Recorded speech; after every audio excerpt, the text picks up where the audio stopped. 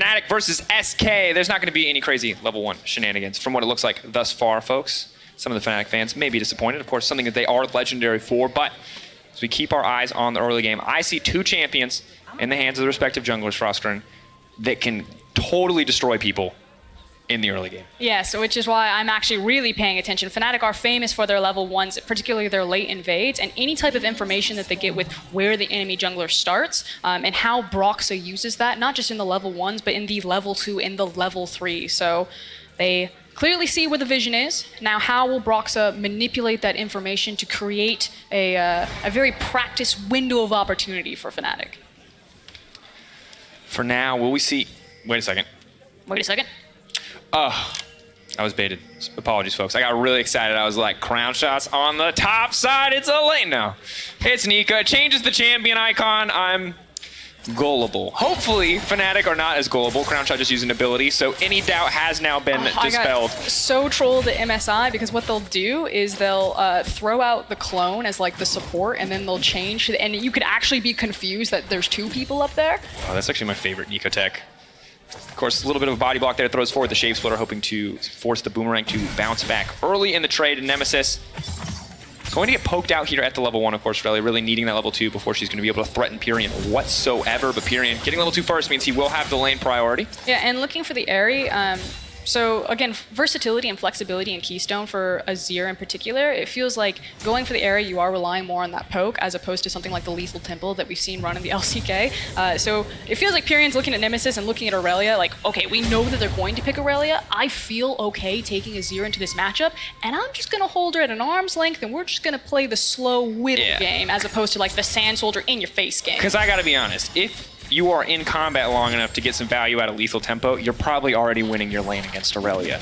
Because that just, I think, if your ideal world is getting 4 autos against Aurelia and trading, you're probably dead. And that's something that Pyrion is painfully aware of course. As we looked away for a brief moment, Aurelia is now horribly far ahead in the XP game and has the lane pretty much frozen in her favor, as now we have some aggression on the bottom side. Dream's taking a lot there. Level 2 capitalized on well by the side of Fnatic, and Broxah now moving into the mid lane. Level 3 Broxah dives, not something that I have seen in a while. Well, they go for it here. Selfmade now moving to the top side is going to be very late if they do try to go for it. The flash forward, the side step on the Cocoon though, could be disastrous. Now trying to dash to safety and backing off. Selfmade does step back to cover, but they get the flash out in the end. Traded for Broxah's. Yeah, and if they're able to punish now Azir not having access to the flash, because that was a lot expended for Broxah, also losing access to the Scuttle Crab here. So Selfmade, Broxah, he took the gamble, he went for the flash, tried to find the Cocoon, missed. Selfmade now gets to invade and really start dictating about where he's going to attack on this map, taking away and denying that Scuttle. And I want to see exactly how Selfmade and Sakura interact. Of course, we saw Warlive for the entirety of last season, but now they engage on the bottom side a lot. He's going to be able to go down on Hylissang Aftershock, mitigating some of that damage with the TP. Bot side for Fnatic, as predicted in Champion Select. Now Nemesis though moves forward, a good side step from Dreams, but I still think he's going to get taken down. First blood going through for Nemesis in the end. And because Pyrion had been forced back, Nemesis doesn't lose anything in return. You can see that the wave is actually neutralized into the mid lane, just about to crash into his tower, and Nemesis is going to take a quick stroll back to mid lane, pick up all that farm, and not fall any far behind. He's going to miss 2 creeps of X. Nope, not. Never mind, 1 creep of XP. Excellent position for Nemesis to now be in. He's going to pick up the wave. We'll have a CS lead. Is going to be incredibly comfortable. Finding an appropriate time to buy without the TP may be a struggle as he moves further into this lane, but everything is coming up in the favor of Nemesis right now, and anytime an Aurelia gets a lead, I feel like you just have to be scared. Yeah, the good news is that Pyrion still does have access to his TP, that he's actually able to walk back into his lane, and he can try to play this one very safe, wait for that flash cooldown to come back up before looking for anything dicey. But I think Pyrion knew from the beginning that this was going to be an uphill climb, and he's not here to lane. He's here to pick up the farm. If he gets the opportunity, he'll look for it, but otherwise it's about playing safe now. He's here to watch, you know? He'll wait. He'll get his time, 1 or 2 items into the game. That's actually a really important ward because so many junglers are using the mid lane cross pass so that they can get very quick access into the river, especially when a mid laner is pushed up. And because Pyrion doesn't have access to flash, he's just assuming that the wave will be near his tower, so making sure that he can get the vision to catch out Broxah when he decides to cross mid lane. And of course, also incredibly important because when you look at who you're playing against, because Selfmade is usually the guy who dictates the pace of the game for SK in the early game. So not only are you setting up Broxah for success, or not only are you limiting what Broxah can do, you're setting Selfmade up for success with something closer to perfect information. But Broxah, despite that vision, has still found a way forward. Pyrian has to be careful. No flash available. The Shifting Sands is there for now. The step forward, the stun does connect. Where's Pyrian going to go? Shifting Sands, not used quite yet. Trying to buy a bit of time. Where's he going to go? Must have used it in the lane already because now he's going to die. Nemesis finds the kill. Level 6 coming in as well. Just too clean right there. Has the phage, made sure that he lined up the stun. Nailed down Pyrian. He didn't have the flash, and you could see when Elise approached him that he was trying to dodge, but Brox is like, I don't need to hit the cocoon. I can just use the repel and gap close onto you. Yeah, just wait. Wait till you see the dash come out, but it looks like it was off cooldown. Selfmade can move to the top side. The knockup is going to be there. Well dodged there. Now going in onto Sakura looking for the 1v1, but Selfmade is on the way up. Whippo in Meganar. SK going to give him that respect. Eyes on the plates for the side of Fnatic. Still going to be a significant amount of gold. And a split between Broxa and Whippo here. Selfmade though, still hovering, still ready to make that play. It would certainly be death because he doesn't know where Nemesis is. Now that he has vision that Nemesis has returned back into the mid lane, they knew that Nemesis had kited up to the top lane. Now Selfmade should find some confidence to maybe make a play, and speed of plays, Pyrian's like, I cannot lane, maybe let's go bot. And once again, the follow-up is insane. If he is able to make his way into the bot lane, maybe throw a few people back. But instead, we'll just opt to remove the blast cone. Walk through the jungle, will get spotted on this trinket. Coming through from the zombie ward, it looks like, and now returns to the mid lane. So Pyrian hasn't really been able to participate too much in the game yet, and it does feel like Fnatic are the team to dictate the pace. Ever since Nemesis got that kill on the bottom side, he's been pretty much in absolute control. Yeah, Pyrian's flash, like you said though, about to come back up, so it's going to get a little bit better here. I still feel like while Nemesis has been the big hold it. Oh, Hylissang immediately gets engaged on free hook for the Nautilus. Anytime Hylissang throws his out. That's just a bit of a head scratcher. It's day one, guys. It's game one. Gotta get the rust off, maybe do some stretches. Excellent heads up play by Dreams. And then of course, that's just one of those XD moments. Yeah, and that's part of the reason why you often see Nautilus picked into Thresh, is because you have the luxury of just throwing out your hook in response to Thresh's hook animation, but... And then you just have like easier CC ripped onto your kit. And deny him an important piece of his CC and damage, so difficult situation there for Hylissang. We say this about Hylissang, he takes risks, for sure. Sometimes they work, sometimes they don't. That one did not. Luckily for him, the kill does not go over to Crownshot. It will go over to Dreams. So their supportal combat can continue. But Crownshot, I think, would much prefer to have the gold for now, though. Eyes on the top side of the map. Sakura looking to line up a snare with the minions, potentially. Stepping forward, though. Whippo looking a lot more comfortable in this lane. Very defensive itemization here. Double Ruby Crystal into the Merc Treads. Not interested in getting chunked out. It feels like Whippo has really, again, we're using this word weak side top laner, and it's not to imply anything about their skill. It's simply just the numbers advantage usually dictates it. You're not getting resources. The jungler's not camping your lane, and no one's roaming up there. You're kind of left open on an island, and Whippo, that's kind of been his identity for Fnatic in spring, and he is playing it much closer to the chest this time around with that defensive itemization. Yeah, king of the weak side.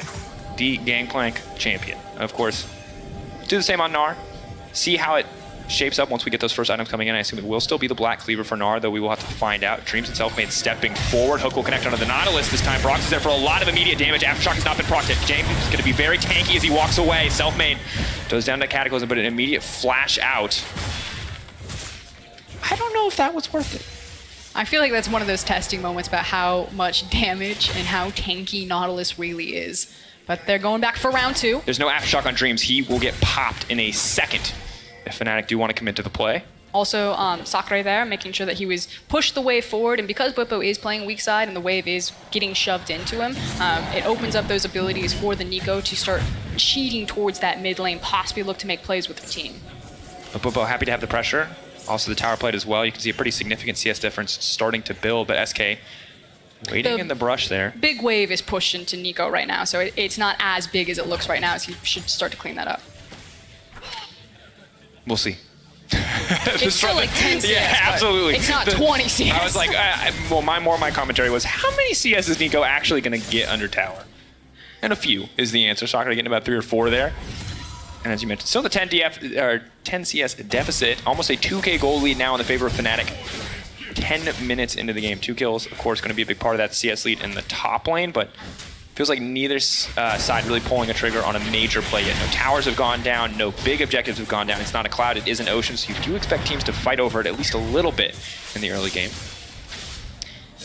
And both teams are actually completely comfortable to take this gentleman's handshake if they want. Just decide, hey guys, we're cool farming it up. One team's got an Azir and a Xayah, the other one has a Sivir. Yeah, let's talk, because we've talked a lot today about one-item team comps. You know, we've seen a lot of them. We've seen a lot of the Lucians.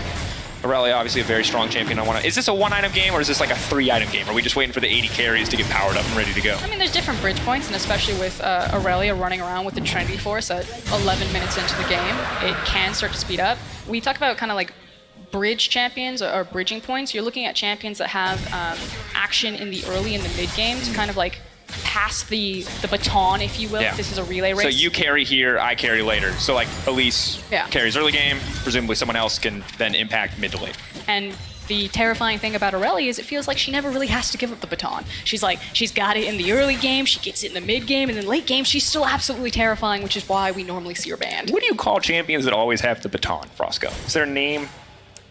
Usain Bolt. Oh, okay. I went with the race. I was with the sprint. The sprinting metaphor. I was just gonna say overpowered, but you know, we each have our own. He's still overpowered. Can't stop him. Now, Fnatic, moving towards the bottom side, are set up to just continue to pressure here. Crown Shot has to be very careful about stepping forward. Of course, does have the luxury of the ultimate as well as the cleanse. That is a very safe Crown Shot. Will use the ultimate, does not want to burn the cleanse in the exchange. Clears out the wave as well, so nicely played, and Broxah just going to move right back up into the mid lane. Perfect vision on the bottom side for Fnatic. Yeah, this is Fnatic exerting their power not through skirmishing and fighting, but through the control that they get over the mid lane and access to the river. And with that control wards, like you just mentioned, it makes it so much easier for Reckless and Hilly to pick up those free plates and then to immediately rotate topside and push SK off of this Rift Herald. Which is important to do. Rift, they've already secured the Ocean Drake. And see if they want to set up for another objective. I feel like Dreams is perpetually looking for an engage here. That's the Nautilus life. It's so funny to me because there's so many parallels between Dreams and Hylissang. Well, I feel like Hylissang... There's a lot of parallels between SK and Fnatic, like stylistically. It's uncomfortable a little bit. Nemesis and Broxah, though, going to look to shift things up. Crown Shot, of course, does have the cleanse, but does not have the ultimate. And Nemesis is very strong right now. Uses his stun, though. Still diving Nautilus and Xayah. Scary. Now, Crown Shot doesn't have access to ultimate, but he does have flash and cleanse. So I do like the fact that Fnatic, they're cheating that way. They are starting to build up small incremental leads for themselves in like their individual lanes, but they're not gonna just pull the trigger and throw everything away. They're being respectful still. Reckless, though, out of mana. Means that SK can probably take control of this lane once again. He is going to back off. Most likely will return to complete his first item. See if he can actually get an optimal back timing here. Yeah, will be the Essence Reaver as well as the free boots coming through. Of course, nerfed since we last saw them, only coming in now 12 minutes into the game. Frostgren, one item on each of our 2 to 3 item 80 carries. I mean, I already told you that this wasn't going to be a one item game. I know you did, but I want you to lie to me. Tell me they're going to fight. They're not going to. I mean, they could. It's Fnatic versus SK, but again, right now it feels like Fnatic are in control of this game because they have the priority in the mid lane through the kill pressure, because Nemesis is Aurelia terrifying. Yes. And so it's Fnatic in the driver's seat and kind of gets a pick. Okay, do we want to fight? Do we want to look for picks right now? This is the Hilly special. Gank in the mid lane. The slow, steady walk forward. Now remember the ward that you mentioned earlier in the game. No longer there, so Hylissang does have the freedom to walk up here. Completely not going to get spotted out. And okay, Hylissang. That he's... You miss 100% of the shots you don't take. Exactly, but also that was like that would have hit if he was like super mega challenger for sure. That's exactly where he would have stood. Broxah's looking for the gank. Pyrian, how much do you want it? I feel like you could have waited on that one. Broxah. Pyrian doesn't even know he's playing Minesweeper right now, but he absolutely is. There it is. Swing and a miss. That's 2 skill shots. It's like, Pyrian, do you know you're walking through a minefield right now? He's like, what? Strolling. How many people are coming to kill me in the mid lane? Casual, though. We've now got this tug of war where people just shove waves forward and then everyone starts cutting in towards the mid lane. Someone's gonna get restless in a second and just try to force a play. Yeah, Whippo was getting a little restless on the trade there. Goes in, obviously trying to fight for lane pressure, but does give up a lot of life in response. And Broxah, free access to this Herald. And I like how Fnatic have transitioned that bot side vision into some top side vision to secure this Herald. It's a good look overall. Reckless and Hylissang now moving into the mid lane as well. So just a nice shift up to the top side of the map for Fnatic, willing to give up some of those, some of that pressure on the bottom side now that the plates are gone to focus on the mid lane. That one hit. Ulti hits, and that's going to be the hook he was looking for. Reckless grabbing the kill. Pyrion couldn't dodge them all. Well played. And every single one of Fnatic's lanes is winning right now. And look at what a difference that means for SK and Selfmade in particular when he doesn't, or he can't find a point on the map to attack. This just looks like a completely different jungler. When was the last time you saw Selfmade? 60 minutes in a game, 0, 0, and 0. I don't actually think I've ever seen that, Frostburn. It's got that good farm, but... Yeah, and SK, look, they got the one objective thus far, but other than that, it's a 4K gold lead coming through for Fnatic. You've got a 20 CS lead for Blippo on the top side of the map even, but you've got a 20 CS lead in the mid lane as well. Yes, Brox is a little bit behind, but the plate gold that they were able to grab in the early game on top of the tower, and now the Mountain Drake as well. Fnatic completely in the driver's seat, and Mountain Drake on a team that wants to push, wants to take towers, and eventually could want to take objectives here is a frustrating prospect to play against. And again, it's a reminder that if this was going to be a slower paced game than the last game that we just saw, both SK and Fnatic, probably in comms, are fine with that because they feel that they have the appropriate tools when it comes to late game.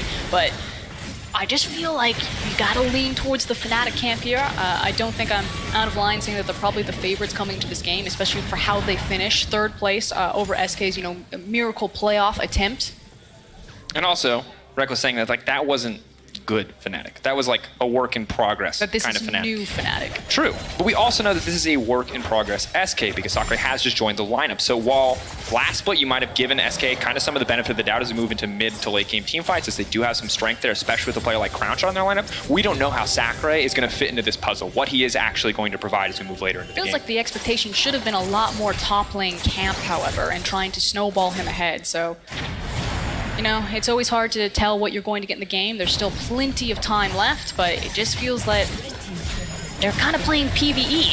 SK trying to force. That was good. Going to go to the bot for the double flay. Crownshot, though, uncontested on the backside, is going to throw down a good amount of damage onto Hylissang. The walk-up is there. The follow-up CC goes golden. Dreams now caught out in the middle of the team. We've got 2 TPs coming in. The fight stops for a brief moment, but SK, can they make it out? Dreams is going to be the sacrificial Nautilus. Will walk away. Sakurai not going to get anything else. Fnatic coming out on top once again. I mean, that's Hilly getting a sick flay and then missing the death sentence on the immobile target. Flippo fearlessly stepping forward here. Megan R is on the way in. Candace look to extend the play. Where is he going to go? Flash forward, Gnar into the wall! Big moves from Blippo. Selfmade is going to look to punish Sakurai. He's going to get the shutdown. However, a bit of gold into his pocket, but the hook lands over the wall. Hylissang coming online in the mid-game. As flipping those coins, and anytime it pops up heads, you're reminded why Hilly is such an amazing playmaker right there. 0, 1, and 5 right now on this Thresh, participating in most of the kills, only a single kill outside of his death sentence. Nailed it. It's day 1. Got it. I liked how you bought time to try to figure out what the percentage was on 5 out of 6, and you're like, why couldn't it be 4 out of 5? Why couldn't it be easier? Math on air, folks, very difficult. Some of you are mocking us. You're much better at mental math than we are. Anyway, 19 minutes into the game, just about a 6K gold lead for Fnatic. So just I'd say a quiet 6K gold lead at 19 minutes. That's actually massive. It's huge. We've had actually incredibly quick games today. I thought the G2 game was like an outlier, and it feels more like it might be a pace setter after the Misfits game we saw, and now this Fnatic game as well. So while in the past these SK games have felt very SK versus Fnatic games felt SK dominated, this one is a very different story. Yeah, so right there, that's a sick play to catch the Jarvan right out, and you're like, yes, Hilly is back on the Thresh. We've got this, boys. And then this one is unfortunate, but it doesn't matter because the rest of Fnatic, they responded, and they are able to chase down SK and really punish them. Of course, this replay brought to you by Alienware. Tons of value in an Alienware, just like there's tons of value on that sick Gnar. Nailed it. Anyway, Blippo makes it out as well, so just a highlight moment for him, but now the immediate turn. Oh, it's Dunk City. They're killing them all, folks. Now the dash over the wall. Sakurai has to flash to safety. The cocoon lands as well. Broxton, no, you can't thread it like that. Pyrion puts up a wall, tries to buy time, but Hylissang comes over. The shutdown going through. Sakurai picking up all of the cleanup kills, but dies before he can pop off. The Blossom will not connect, and it's Crownshot all on his lonesome standing under that tower. It's just disgusting. In the last 5 minutes, all the skill shots are hitting. They're being layered beautifully right there. That was another cocoon to land. Oh, God, it's Highlight reel after highlight reel. Crown shot. Clean plays. Dodges the cocoon with the ultimate and then gets the flash to make sure that he locks down Broxah. Very nicely done. Sliding, gliding. This is a 1-2 step game. Yeah, I like it. People are moving in this game. We're not even at 3 items yet, Frostburn. Already people are going in. That said, Crown Shot, you did get the nice highlight play. Well done. It's still close to a 10,000 gold difference between the two teams. Let's be clear here. We're praising him for the highlight play. SK is still getting smashed. Very difficult position to be in. 20 minutes into the game, Fnatic with a Mountain Drake, with so many of their members looking very strong. They don't have the fastest take in the world on that Baron, but given how far ahead they are, I feel like it's going to be much faster than people expect, and things are only going to get harder for SK. They've really yet to find a team fight. They've just been dove over and over and over again. They just keep starting these fights on the back foot. They're going to approach this dragon, although I would really say that they should back off. I think SK agree. 2 items now coming in, forcing out ultimate there. Reckless using his ultimate back. Dreams has now overstayed his welcome. We'll get the aftershock proc, but it's too little, too late. Reckless now dominating. Boomerang coming in from Whippo. Can chase him down if he wants to, but will back off. Fnatic have their eyes on the real prize, and that is the second mountain. Nemesis and Broxah will get this one kicked off. So the control ward is cleared, and SK are just forced to match in mid lane. And it just feels like SK just keep throwing the same punch, and unfortunately it's just not working. They need to kind of change up the playbook because they keep looking for these scrappy fights, these attempted picks, and they are just running headfirst into the meat grinder. Really unfortunate. Kind of painful to watch. There's a lot of, yes, spinning blades on this team. Bit difficult. Fnatic, I feels like now that they have this deep vision looked in, if we look at the top side of the jungle here, it's just so hard for SK to move out. And is this just the point where Fnatic just take over this Baron pit? I mean, Fnatic could play this game out in multiple ways because of how far ahead their solo laners are, as well as their ADC. Like, if they want to, you could just group up and you could use the Reckless, 3 items, 6-0 and 4 right now, and you could just mow people over. Or, if you want, you can play into the side lanes. Whippo's got a Thorn Mail. Who can deal with him? Nemesis is massive on Aurelia. Who can deal with her? Brox also has double magic pen items and is a level 11 Elise, so I don't think that there's... Oh, Crown Shot! That is both of the defensive options burned for one of the stronger members on the SK lineup. That is going to make the coming fights much more difficult. And it was basically entirely in response to a single Q from Thresh and the Sivir ultimate for just, you know, the terrifying measure. Just gotta scare him. It worked. Crown Shot got hooked. Makes Cleansed, it that ulted. much easier to walk over to the Baron and to either bait and just wait, because now the ADC missing huge key cooldowns. And I like this. They know that they have total control. Nemesis moves into the top side. The member whose TP is on cooldown. Whippo, the member who has TP, up and available, pushing in. Now, SK, I'll say, very brave move to move into that jungle without perfect information, but they saw Nemesis top side, so not the end of the world. And Whippo now backing off, ready to TP in if needed. Do you ever miss talking about rage management on Gnar? I mean, at this point, it really doesn't matter. You're not super dependent on the Mega Gnars, like the game-changing It's like, moment. honestly, if Mini Gnar TP's in, we're still probably fine. It's gonna poke him. Ooh. I wonder if they'll ever change that. That has to be the best feeling when you escape and the worst feeling when they don't. Guys, you don't need 3 members to do the Baron. Fun fact, 2. Fnatic have kicked it off. 9k gold lead for Fnatic, making it quite easy. SK don't even know what's happening because they see so many members of the Fnatic lineup on the map. Dreams, the only member wise to the play, is going to step forward, but it's too little too late. Baron will drop for Fnatic. 10k gold lead. Yep, we've crest over the marker, and now Fnatic full control. How do they want to close it out? Do they want to continue to play these side lanes? Do they want to group up? They can just hard dive the tower at this point. Again, Crown Shot does have access to his ultimate, but doesn't have flash and cleanse. And maybe Fnatic decide that without those key defensive summoners, it's enough that they could look for the dive. Don't have to. Again, they can play the 1-3-1. You've seen Nemesis and Whippo going out to your side lanes.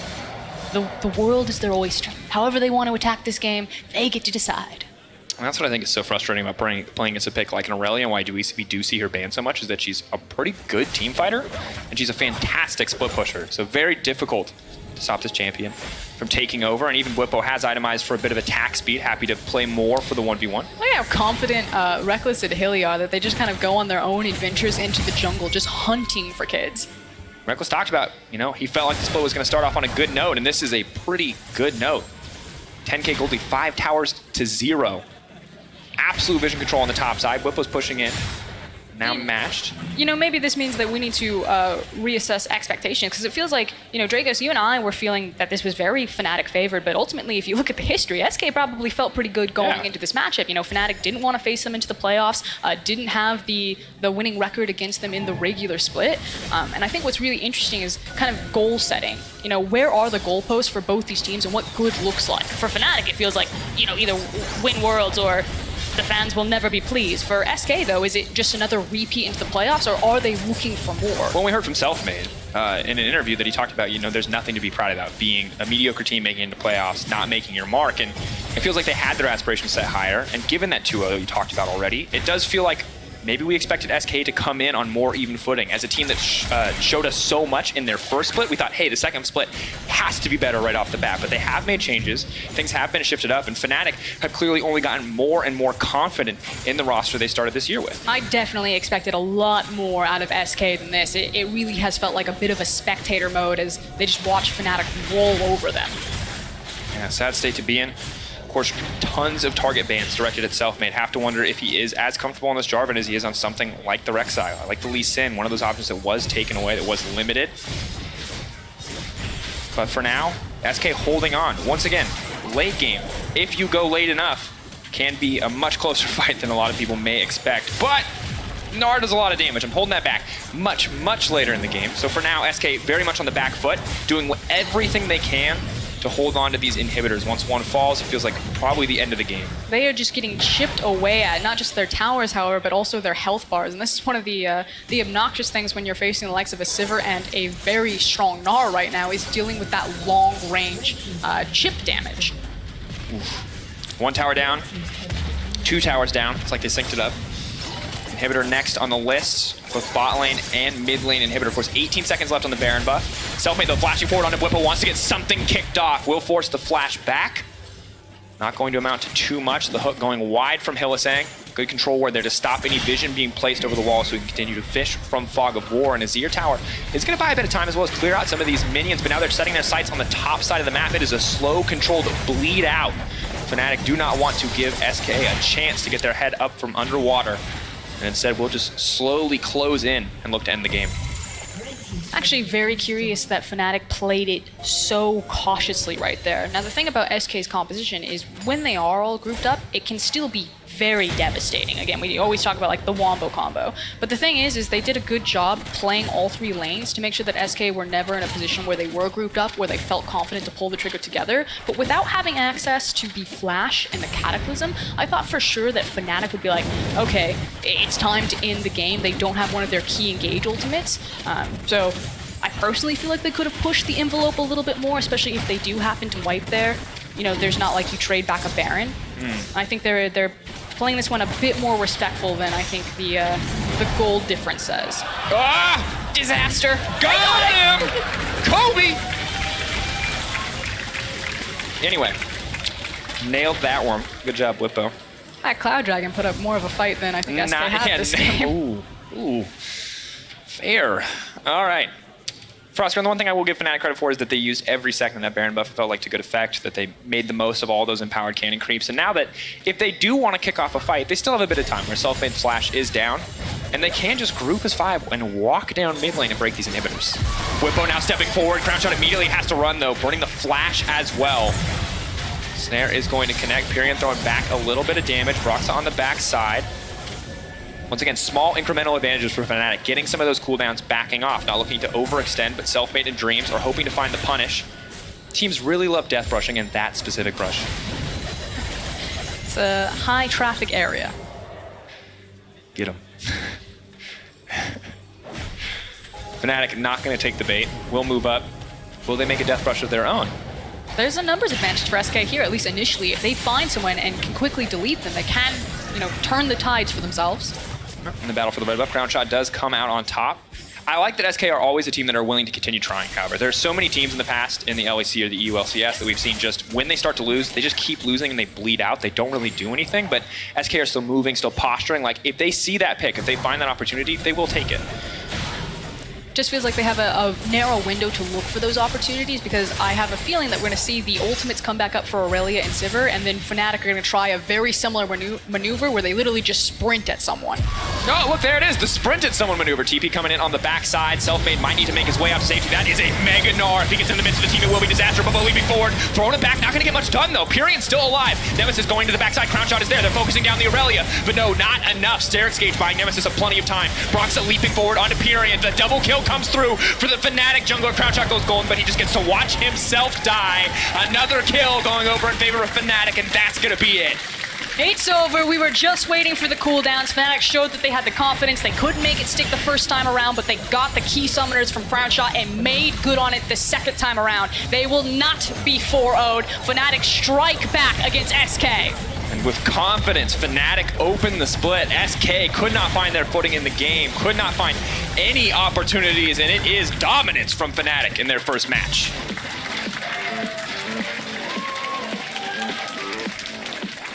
And frankly, it just looked a little bit too easy. There was the staples from a Fnatic game, you know, the early TPs into Reckless's lane, but it was Nemesis who was the big beneficiary picking up those kills, and once he